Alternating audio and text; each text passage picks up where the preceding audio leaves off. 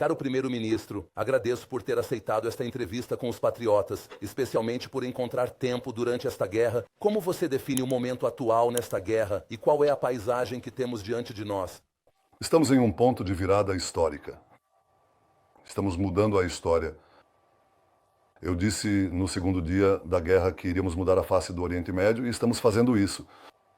Mas estamos mudando o mundo, porque estamos eliminando esse império iraniano, esse império do mal que ameaça a nossa existência, todo do Oriente Médio e muitas partes do mundo. Se Deus nos livre, tivéssemos permitido que eles se armassem com armas nucleares e mísseis balísticos para lançá-los, tanto os próprios mísseis contra as cidades de Israel, quanto mísseis balísticos capazes de lançar armas nucleares para todo o mundo. Estamos mudando isso, estamos impedindo isso. E este é um momento enorme e de orgulho para o povo de Israel.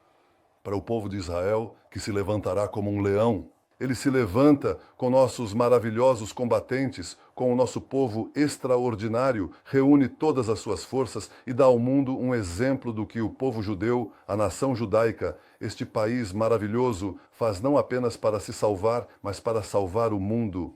Este é o momento em que nos encontramos. Quanto tempo resta no Irã? Em Gaza, o que ainda resta? Os reféns? O que mais está faltando? Onde estamos? Dê-me uma visão geral. Como você a vê? Como está o horizonte? Antes de tudo, o horizonte é a vitória. Não há substituto para a vitória. E a vitória será uma vitória absoluta. Eu disse isso no início e digo isso também agora, e estamos a caminho disso.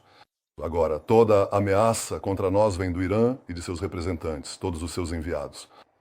E nós lidamos com eles de forma sistemática. Antes de tudo, demos um golpe muito duro no Hamas e não vamos parar, isso ainda não acabou. Nós vamos terminar e nós vamos libertar todos os sequestrados. Os sequestrados estão sempre diante dos meus olhos. Mesmo nessas horas, estamos conduzindo 7 frentes e uma frente principal contra o Irã. Mas mantenho meus olhos sempre atentos e ações estão sendo tomadas agora. Você vai ouvir sobre nós, espero que também haja boas notícias. Estamos em tempestades, mas não desisto, isso é uma coisa, mas o principal é o Irã. E agora precisamos mobilizar todas as nossas forças, assim como o sistema internacional, para destruir as capacidades granulares e nucleares do Irã. E estamos fazendo isso com grande sucesso. Estamos apenas no 4º dia. O 4º dia da 5ª operação. E em 5 dias viramos a situação de cabeça para baixo. Abrimos para eles uma estrada difícil para o Irã, depois de darmos um golpe esmagador na liderança militar deles. E quanto à liderança, claro, os cientistas nucleares deles, os cientistas atômicos deles foram eliminados, um após o outro. Eles trocam os comandantes, nós os eliminamos. Agora eliminamos o comandante da unidade lá, isso depois que eles trocaram, 3 chefes do Estado-Maior foram trocados, e ele era o homem central, acabou. E nós continuamos eliminando os depósitos de produção de mísseis deles e assim por diante. Essas são ações nas quais eu me concentrei por pelo menos 40 anos. Eu disse Irã há 40 anos. Pouco tempo depois que estabeleceram o regime dos ayatolás, eu disse, essa é a maior ameaça que se coloca contra o Estado de Israel. Isso é um exagero. Eles riram baixinho, um pouco. Em 2011 e 2012, quando voltei a ser primeiro-ministro, tentei levar à destruição das capacidades deles naquela época. E digo sinceramente, não consegui reunir maioria, nem entre o nosso establishment de defesa, nem entre seus membros. Mas você não fala sobre isso. É como se durante anos você não abrisse o que aconteceu lá, sobre Dagan, se ele foi aos americanos e contou a eles qual era o plano de Israel. Eles frustraram esse evento para você? É como se você não entrasse nesse assunto. Também não vou entrar nisso agora, posso te dizer que depois veio o presidente americano Obama, que na verdade veio por receio de que eu liderasse outro ataque ou um ataque, ele convenceu a todos a entrar em um acordo que foi um acordo escandaloso. E esse acordo basicamente deu a Irã também uma estrada, uma verdadeira autoestrada de ouro com centenas de bilhões de dólares, para que pudessem gradualmente manter urânio para enriquecimento. E lá centrífugas avançadas, e isso basicamente abriu o caminho deles para a bomba, praticamente até a bomba. E foi contra isso que eu tive que lutar e fui ao Congresso falar no Congresso. Também nisso, né, havia pessoas que na época não entendiam qual era o objetivo. O objetivo era manter a oposição dentro dos Estados Unidos contra o programa nuclear, e depois chegamos ao último ano e meio aqui. No último ano e meio eu preparei operações, foram preparadas operações aqui também, capacidades que foram desenvolvidas ao longo de muitos anos, mas nós as concentramos em uma série de decisões para nos prepararmos para a neutralização E quando veio a neutralização? Quando foi tomada a decisão? Quando? Eu vou te dizer quando isso aconteceu. Afinal, nós agimos contra o eixo iraniano, antes de tudo pelo que fizemos ao Hamas, que entrou contra a vontade do presidente do Zewar. Contra a vontade do presidente americano, eu disse, nós temos que entrar em Rafa, porque se formos um estado vassalo, não vamos sobreviver aqui. Diante do embargo de armas, fui até lá. E depois eu disse, vamos nos dirigir ao norte. E agimos com os Vipers. Depois com a eliminação do principal depósito de mísseis que Nasrallah construiu e depois a decisão que eu liderei de eliminar Nasrallah. E eu sabia que, no momento em que eliminássemos Nasrallah, o eixo cairia. E de fato ele caiu, porque quem sustenta Assad não é o exército sírio, é o Nasrallah, com milhares de combatentes. Ele era o eixo do eixo. Foi exatamente assim que eu o defini, mais do que os iranianos. Ele é, na verdade, o orgulho dos iranianos. Após a eliminação de Qasem Soleimani, mais do que os iranianos, você decide. Então você toma a decisão depois da eliminação de Nasrallah? Não, vou te dizer o que eu disse que aconteceria. Nós preparamos as capacidades antes, mas a questão era, o que o Irã faria? E estava claro para mim que depois que quebramos o eixo iraniano, estava claro para mim o que restou para eles. Eles correriam para o nuclear. E o que eles faziam devagar, de repente começaram a fazer rápido. E eles, na verdade, de forma muito secreta, um grupo muito secreto começou a organizar o que é chamado de beijo, para fazer o beijo. O urânio enriquecido é uma condição necessária, é como pólvora, é crítico. Mas ao redor você tem uma esfera, certo? Você tem uma esfera, você vê uma arma, há uma esfera e um detonador em cima. Esse é o beijo. Eles começaram a trabalhar no beijo com grande vigor. Então havia uma necessidade. E quando o fizeram, foi uma história diferente e um perigo para a nossa própria existência. Por isso dei a ordem para agir imediatamente, para frustrar o programa nuclear. E vimos também outra coisa. Pelo menos eu achava que a ameaça dos mísseis balísticos, cada um pesando uma tonelada, e nós vemos isso, seria uma ameaça existencial se permitíssemos que eles, depois que atacamos as capacidades deles na produção de mísseis em um dos nossos ataques, vi que eles começaram a se recuperar disso e entenderam que precisavam fortalecer isso. Então eles começaram a produzir, na verdade planejavam produzir 300 mísseis balísticos por mês, em um ano 3.600 mísseis, em 3 anos mais de 11 mil mísseis e em 6 anos 22 mil mísseis balísticos. Isso equivale a 2 bombas atômicas. Uma só já seria suficiente para o Estado de Israel, certo? Por isso tínhamos aqui uma ameaça dupla e eu disse que precisávamos. A diretriz era eliminar tanto essa ameaça quanto aquela. E então isso aconteceu. Estava claro para mim que eu precisava lidar com o Hezbollah. Eles atiraram contra nós no dia 8 de outubro e eu disse que isso não ficaria assim. Só que há uma ordem. A ordem é, antes de tudo, as bandas.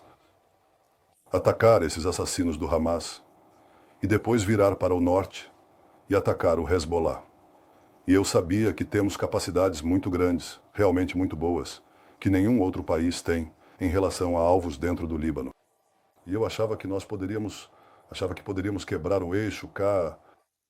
E quanto ao próprio Irã, as coisas... Olha, isso me acompanha há anos, então estava claro para mim, não no subconsciente, mas conscientemente estava claro para mim que não se pode deixar o Irã se tornar nuclear. Agora, o avanço deles no nuclear é uma questão de tempo. Posso te dizer que sabia uma coisa, que não podemos deixar o Irã com armas nucleares. E eu pensava que entrar nessa guerra, no fim das contas, vai nos levar a essa decisão difícil. Foi uma decisão crucial. Você acha? Parece fácil para você hoje dizer que parece fácil e que você decide.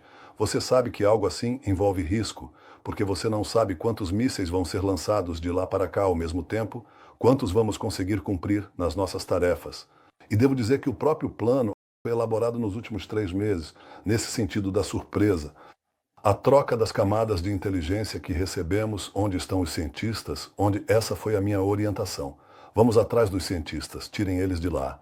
Tínhamos um código para isso, um dia também vamos divulgá-lo. Os cientistas precisam sair porque o programa nuclear precisa acabar, pois também vamos atacar as instalações. Mas se eles não tiverem cientistas, com certeza estaremos eliminando uma grande ameaça. E debatemos todas essas questões, mas minhas orientações foram muito claras. Eu disse, temos que atacar também os mísseis. E o trabalho da divisão de inteligência das Forças de Defesa de Israel, do Mossad, e realmente de Força Aérea, da Força Aérea com certeza, a combinação não é como você está acostumado na unidade em que servimos. Isso, fazem-se modelos, muitas simulações, mas claro que você tenta fazer isso de uma forma que não seja descoberto, porque a surpresa aqui é um componente enorme para o sucesso. Havia uma pergunta: e o quê? E o que acontece se não houver espaço internacional? Eu disse: não existe isso. Não existe isso. Eu vou agir para garantir que tenhamos todo o espaço, tanto através da minha relação pessoal com o presidente Trump, quanto também por outros meios. Mas nós estamos agindo, não temos alternativa. E eu acho que isso, eu realmente aprecio o fato de que meus colegas do gabinete deram apoio a essa abordagem unanimemente. Ou seja, essa mudança não é apenas a remoção de uma ameaça existencial dupla pairando sobre a cabeça de Israel, mas também está mudando o Oriente Médio, segundo os líderes com quem converso.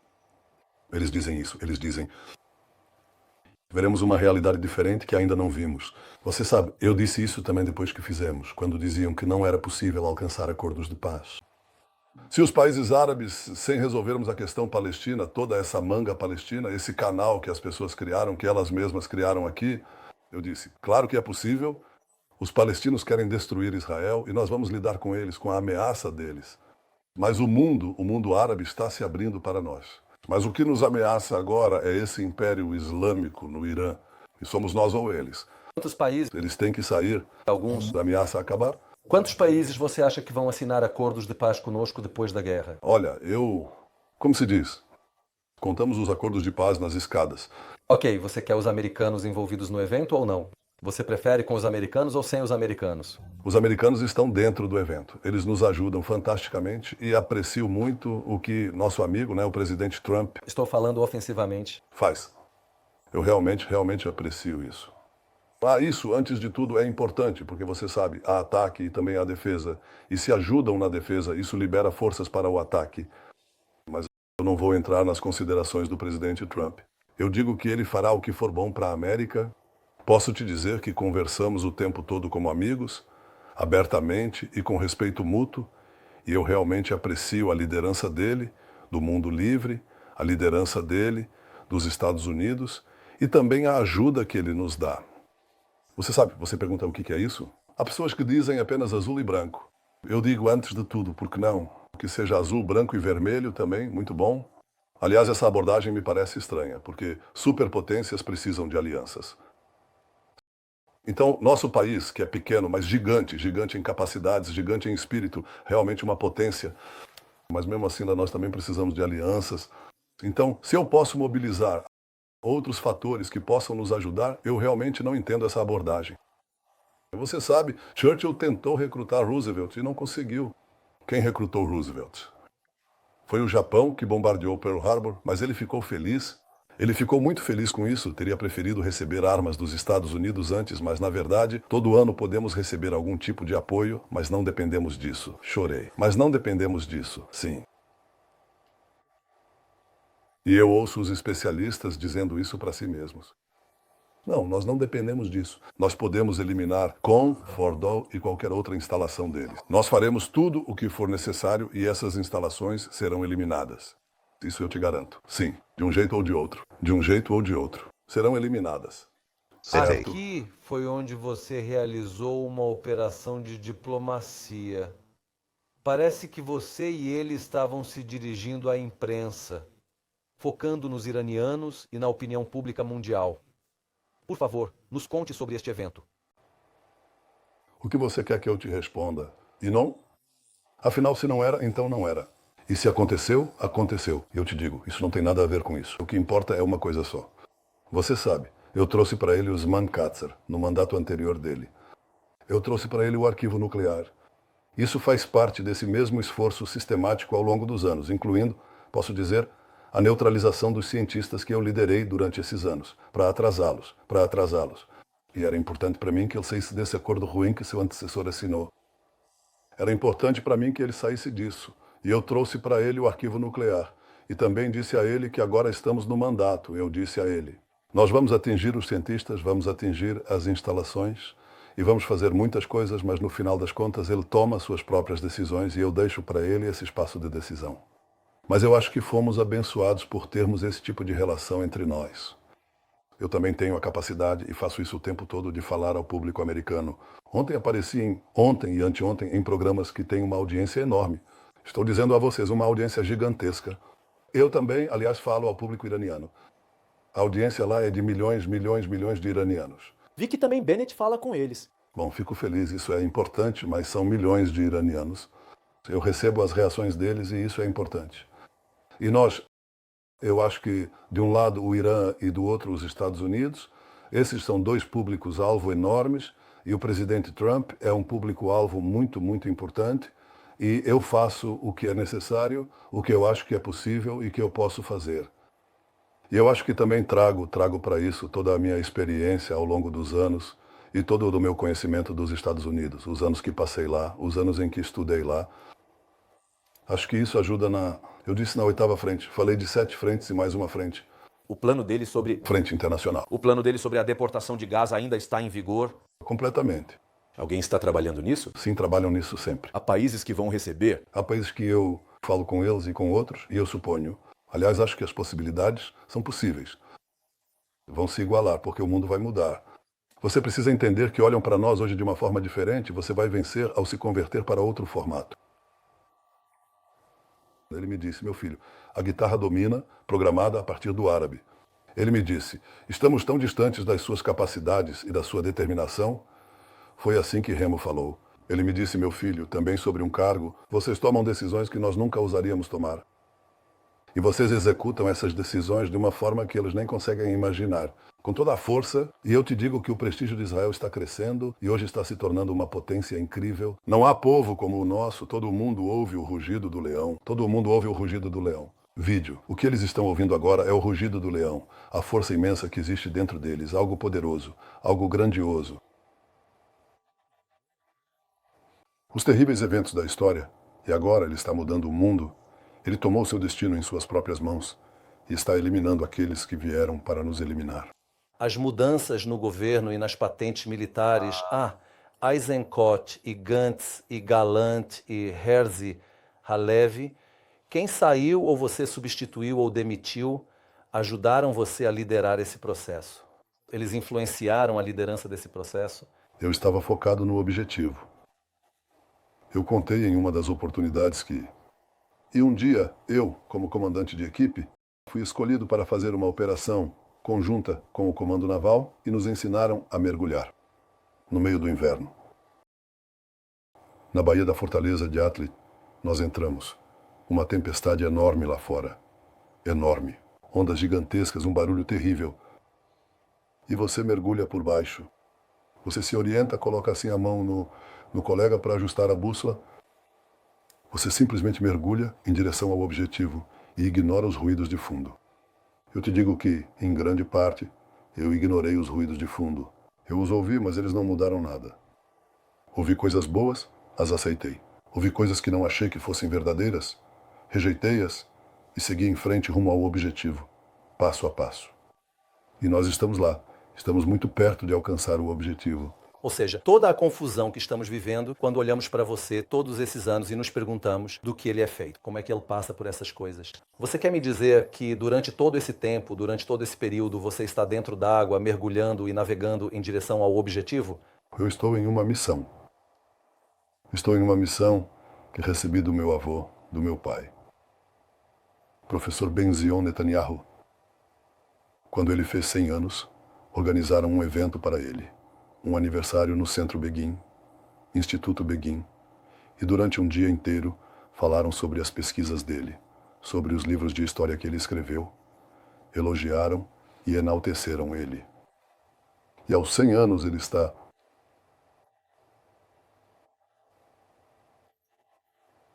Tudo isso, eu agradeço muito a vocês, mas isso não é importante.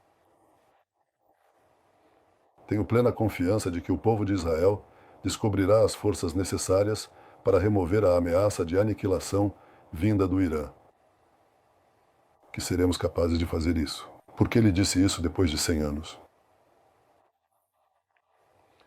Sob a grande inspiração da sua visão, da sua capacidade de enxergar e também sob a grande influência do meu irmão Ione, de abençoada memória, que caiu.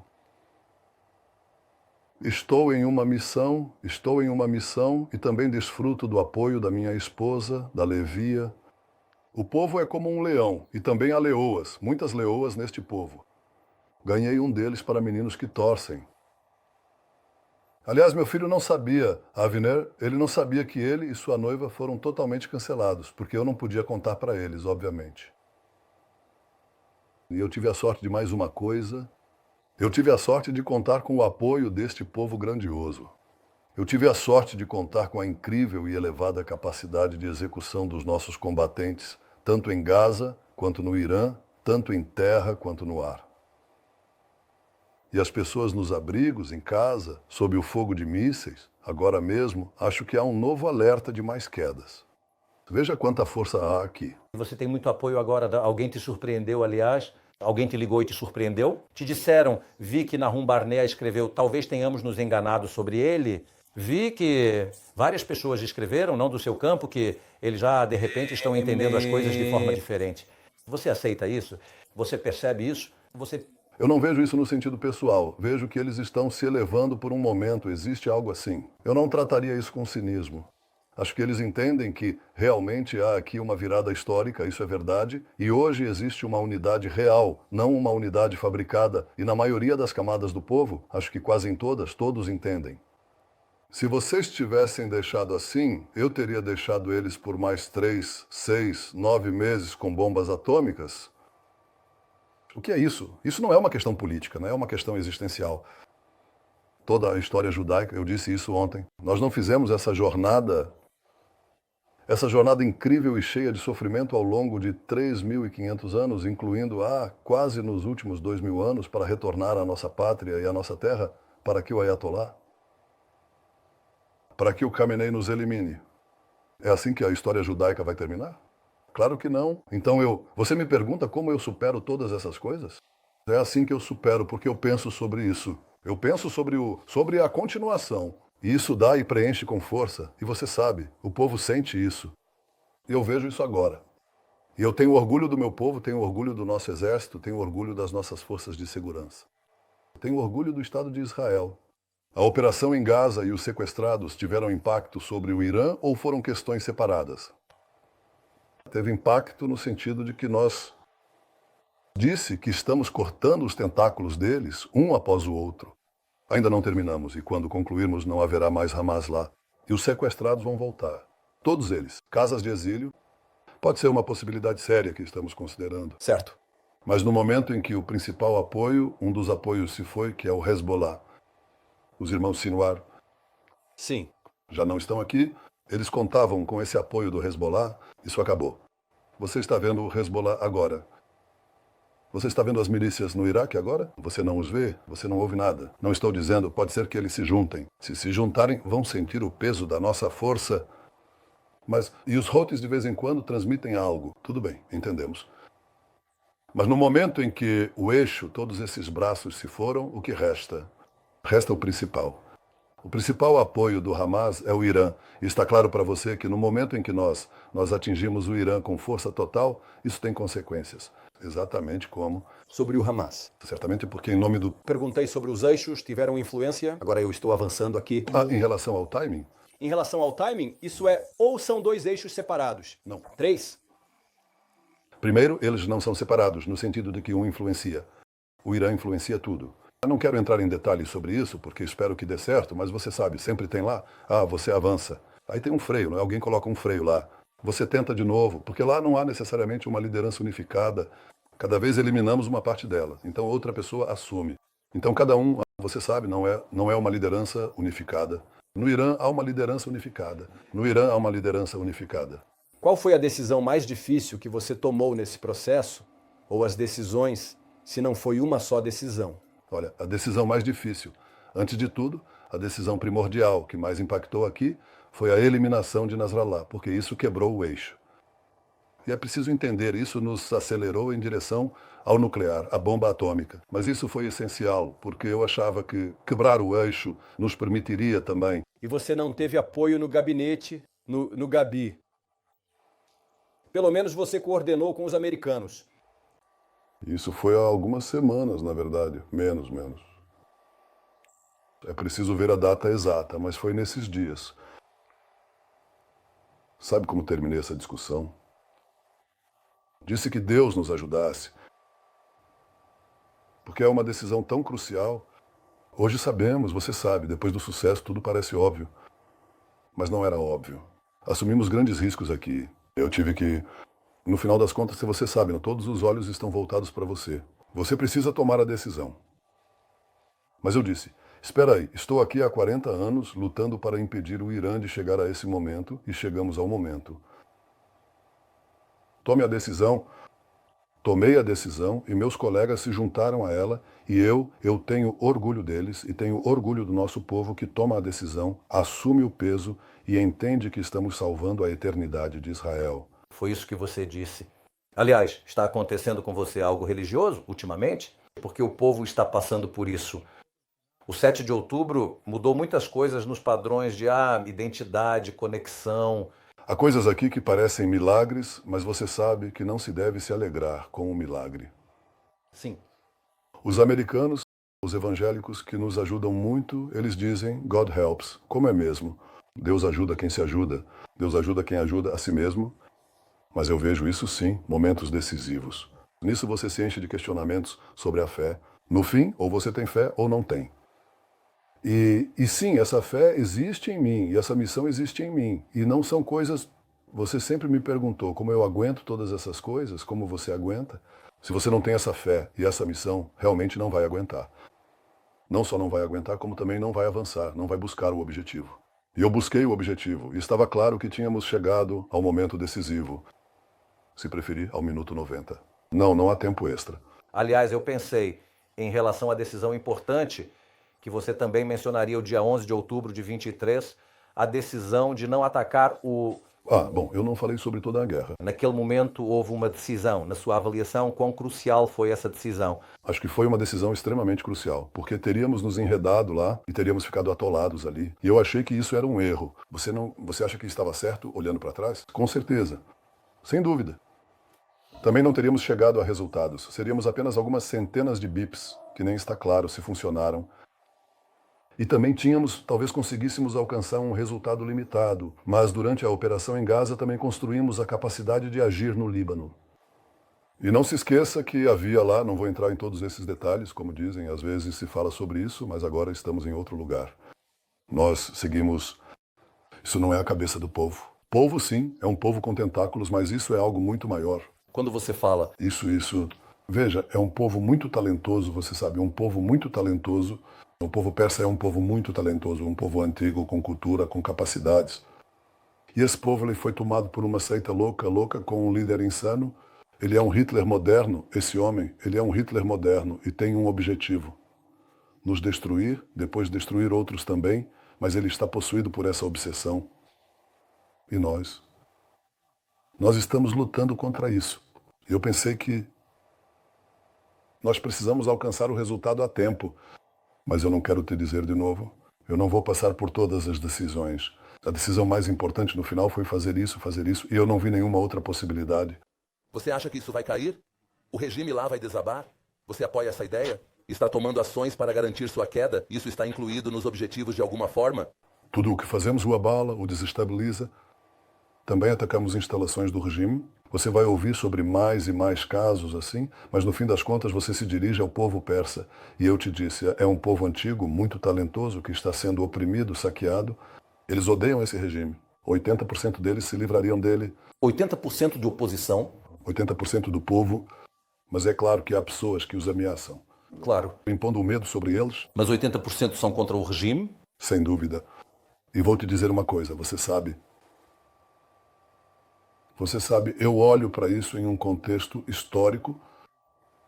Ciro libertou os judeus e hoje o Estado judeu talvez liberte os persas. Não no sentido de que estamos criando as condições. No final, eles precisam se levantar, mas nós criamos as condições e por isso pode ser consequente. Me perguntaram aqui, fiz uma coletiva de imprensa durante a guerra e me perguntaram se eles vão cair. Isso é um objetivo? Eu disse que pode ser. Antes de tudo, pode ser uma consequência. Mas disse que ninguém percebe a rapidez com que impérios caem. Olha que tipo de... O Império Soviético entrou em colapso e ninguém viu. E também aqui, o eixo iraniano, ou mais precisamente o regime Assad, que parecia tão ameaçador e dominante, etc. Veja com que rapidez ele caiu. De onde veio isso? Eu pensei que ele cairia no momento em que eliminássemos Nasrallah. Eu tinha certeza de que isso daria...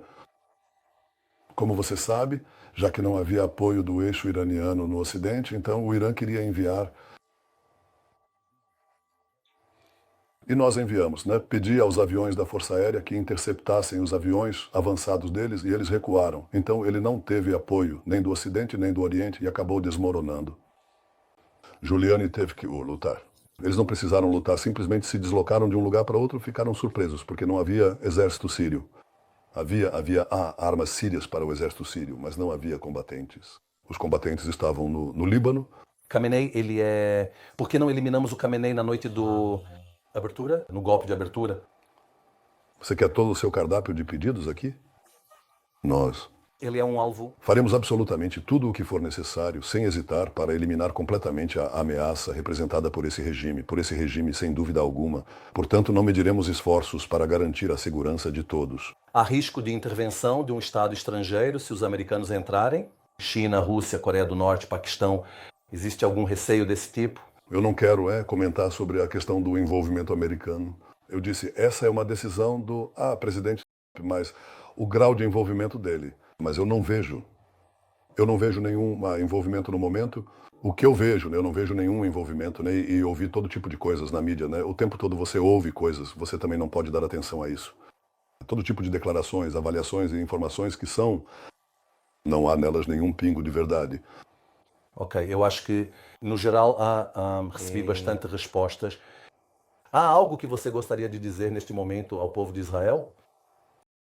Neste exato momento? Para fortalecê-lo? Muito. Antes de tudo, vocês me fortalecem.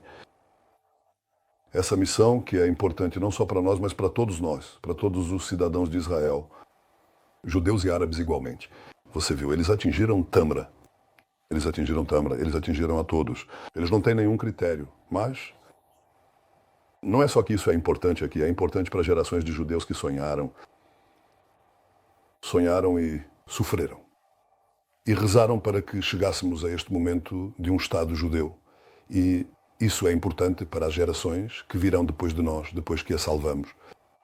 Em todas as gerações, sim, se levantam contra nós para nos destruir, mas nesta geração, se eles tivessem nos destruído, eu não acho que o povo judeu teria outra oportunidade. Por isso é importante tanto para as gerações passadas quanto para as gerações futuras. E a nossa geração está enfrentando essa prova de forma admirável. Quero dizer aos cidadãos de Israel,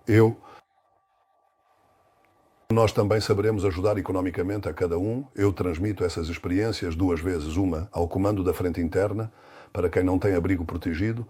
Providenciem agora abrigos protegidos para dar assistência. Há entre nossos cidadãos aqueles que não têm esses recursos. E por isso, essa é a primeira coisa.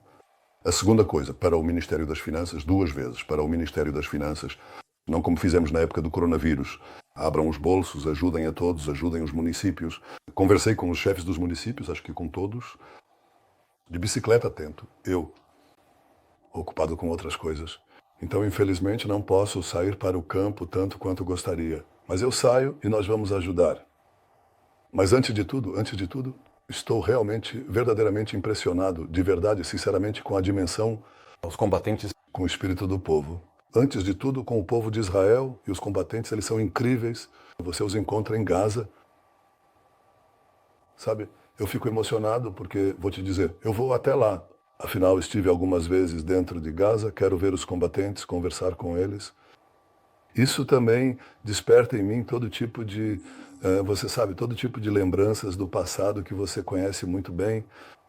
Eu fico lá, parado, diante dos combatentes, reservistas, soldados do serviço regular, e eles me dizem, primeiro-ministro, continue com toda a força, estamos aqui ao seu lado, estamos te dando todo o apoio necessário, de coração, todo o suporte que você precisa, pode contar conosco, sempre. Continue, não pare. Eles querem vitória. Eles querem vitória. E vejo a mesma coisa hoje na segunda frente. O trabalho realmente extraordinário dos nossos pilotos e das equipes de solo. Ontem estive em uma das nossas bases e as equipes de solo, os técnicos e os pilotos. Lá foi interessante, havia um piloto de Jerusalém, vizinho, e um piloto de Cesareia, vizinho também, por acaso no mesmo avião, e conversei com as equipes de solo e é simplesmente, primeiro-ministro, você pode confiar em nós, pode confiar em nós. Nós vamos fazer o trabalho, nós vamos concluir a missão. É algo verdadeiramente maravilhoso. Os feridos vieram até você? Os feridos vieram até você? Feridos e famílias. Famílias. Famílias enlutadas. Sabe quem mais? Com quem mais conversei ontem? Sim, você sabe, esse regime no Irã é terrível e horrível para as mulheres e todas as minorias. Qualquer coisa que você quiser em relação aos direitos humanos. Mas as mulheres têm isso. Você se lembra da foto daquela garota? Ah, Márcia, acredite em mim, acredite em mim. Você se lembra dela que sangrou? Sim. Sim, sobre o... Sim. Sangrou até a morte. Sim. Porque, afinal... Porque ela tirou o véu. Tirou o véu ou o hijab? Você sabe, é simplesmente inacreditável. E... Agora, ontem eu estava conversando com uma oficial da Força Aérea, uma navegadora que estava emprestada ao meu gabinete, à Secretaria Militar. Ela é uma das fundadoras da Força Aérea, uma navegadora da Força Aérea que trabalha para proteger o nosso povo e o nosso país. Mas ela também age, ela realmente serve de exemplo para essa geração maravilhosa que existe aqui. Ela dá esperança às mulheres do Irã, ela dá esperança ao povo iraniano, ela dá esperança em uma vasta região. Você sabe, às vezes, de certa forma, eu posso parecer uma pessoa, não quero dizer, vou dizer racional. Isso não é verdade. Eu estou completamente cheio, absolutamente tomado, simplesmente cheio de admiração e emoção, um sentimento profundo que me envolve por inteiro. E sem essa força incrível, sem a força extraordinária desses leões e leoas maravilhosos, pessoas tão dedicadas e corajosas, nós realmente não teríamos conseguido fazer isso juntos, não teríamos alcançado esse resultado tão especial. E com isso, o mundo inteiro ouve o nosso rugido. Senhor Primeiro-Ministro, muito obrigado pela entrevista. Desejo-lhe sucesso. O seu sucesso é o nosso sucesso. Muito obrigado a você.